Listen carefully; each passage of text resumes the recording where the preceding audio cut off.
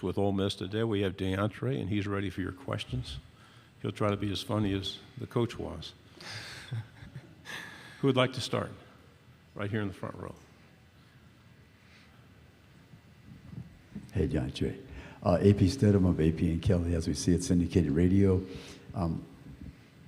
What's been your understanding of the defense by Pete Golding so far?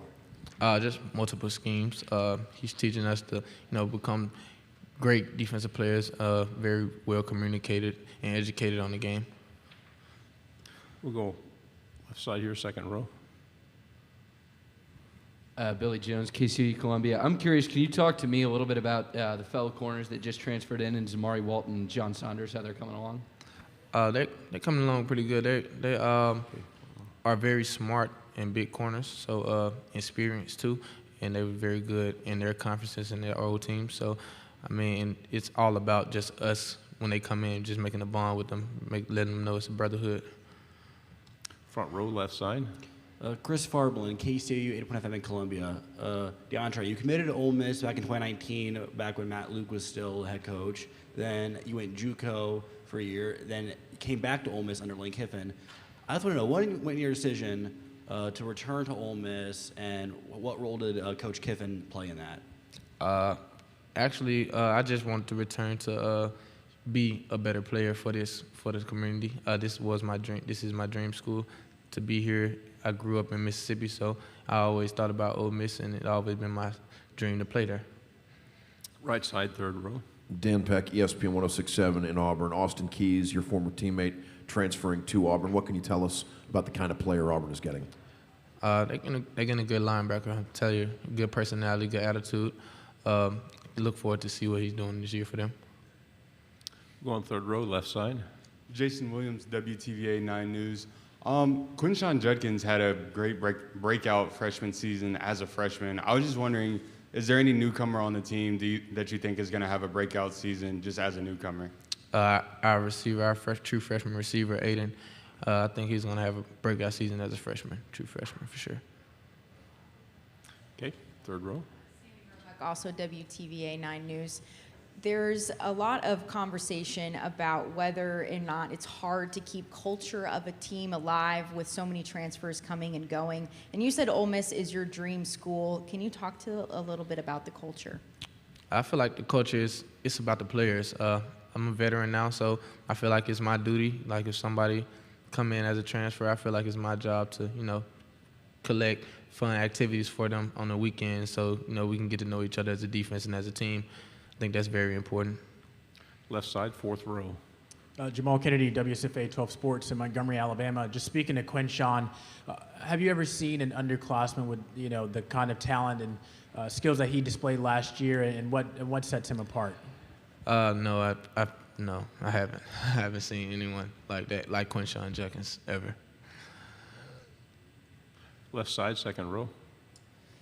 Hey, Bradley Davis, WAPT Sports. So you mentioned Aiden. We covered him a lot in Jackson, and he's quite the player. But also in talking to him, seems like he'd adapt well to Coach Kiffin's style and that sort of thing. What's his personality like? Coming in, because he seems like he's plays a little bit older than he is. I feel he's a worker. We in the same kind of lift group type of thing. We in the weight room together, so I see him work. I see him putting in work. When we have team run, he put in work. I just try my best to encourage him and make sure that he knows, you can be a big time guy.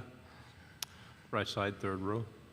What can you tell us about the steps Jackson took to win over the team last offseason as a transfer quarterback coming in with a limited window before the season starts? I just feel like his leadership was A+, was definitely something that we needed for that season. I think he's a great leader still, and just a great quarterback. Growing up in Mississippi, you must have great impressions of the Egg Bowl. How important is that to you, and do you know people on both sides of the fight? It's very important. But either way, win, lose, or draw, I get the bad end of the stick. My parents are very, they want me to win. But, even if I do something bad or lose or something like that, they're still going to be on me. So win, lose, or draw, I'm still getting the bad end. My family is very deeply indebted into that game. Left side, third row. You guys had a bit of a slide at the end of this past season, losing your final 4 games. What would you say has to be the mindset, especially in the second half of the season, for you guys to be able to finish strong and finish out games with a W this upcoming season? We got to make sure that we don't let one game define us. You know, no matter what game we lose or who we lose to, we got to make sure that we push out through the season and remain together instead of, you know, becoming individual through a loss. Another question here on the second row. Yeah, Deantre, covering the Egg Bowl last year, I got the feel that, you know, the players between Mississippi State and Ole Miss are, you know, kind of, you know, outside of that game, pretty friendly, where the fans are, you know, the ones that get kind of riled up. But being, you know, Ole Miss guy, your dream school, is there a little bit more there to you, or it's like, yeah, we're friends, but like, nah, you know, this is bigger. It's kind of like, you know, we're friends. I mean, I had a friend on the team, Mississippi State last year, but we're not friends that game. You know, we're not. I'm not gonna talk to you before the game. I'm just gonna talk to you, you know, Sunday or something. You know, after the game. Any other questions? Thanks very much. Stay healthy. Have a good year. Appreciate you guys.